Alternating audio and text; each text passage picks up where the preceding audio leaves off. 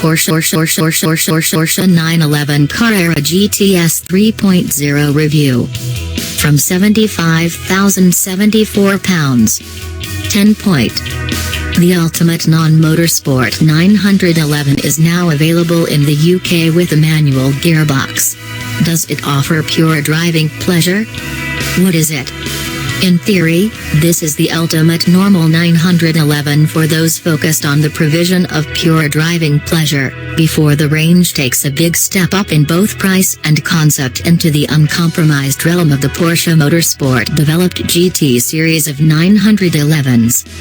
The GTS range mirrors that of all lesser 911s and is therefore available with coupe, cabriolet or targa bodywork, rear-wheel drive or four-wheel drive and manual or paddle shift gears. But given that less has almost always meant more in the land of the 911, our focus here falls on the simplest, the basic rear drive, 3-pedal coupe, which has finally landed in the UK.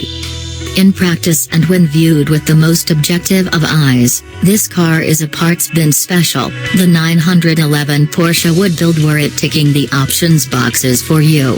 Yes, it's the first rear-drive 911 to be available with the wider bodywork usually reserved for four-wheel drive models, but the 30 bhp hike in engine output to 444 bhp is the same as you'd enjoy if you ordered the power upgrade kit for your Carrera S. Also, the PASM suspension management and lowered sports suspension that are options on cheaper 911s are here in standard form.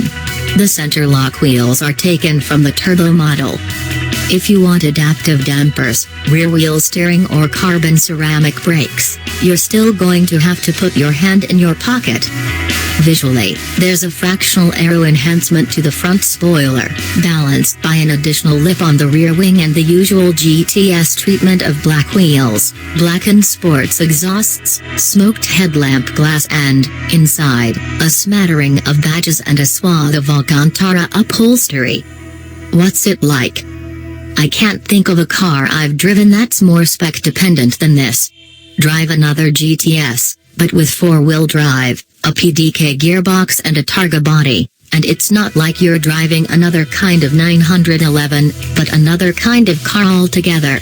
This car is as different in character from that car as is that car to a Panamera, and not just because the Targa is an enormous 135 kilograms heavier than the coupe.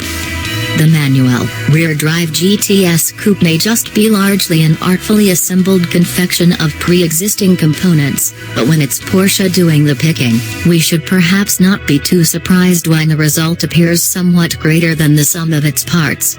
Without affecting to the smallest extent the everyday practicality, ride and refinement of the standard 911 offering, this GTS adds an entire additional dimension of dynamism. And yes, I'm sure this could be measured by how quickly it accelerates to any given speed, or what number you could get to appear on its little G-force meter, but that, emphatically, is not what this 911 is about. It's about feel, establishing a sense of connection between car and driver, born from the confidence inspired by a near-flawless chassis and thrust forward by an engine that's as strong in the mid-range as ever but in a different league at the top end. You'd not think 30 bhp could make such a big difference, but its real contribution is to allow the power curve to climb more steeply as the revs rise, creating a crescendo effect closer to that of a normally aspirated engine than traditional turbos usually manage. The engine helps the chassis, too. GT models aside, this is the most powerful rear-drive 911 in history, and its added urge balances out the additional ability provided by the PASM adaptive damping and sports suspension to perfection. The nose bites hard into the apex, but you can use the torque to tax the rear tires right to edge of adhesion at the exit, or over it if you so choose.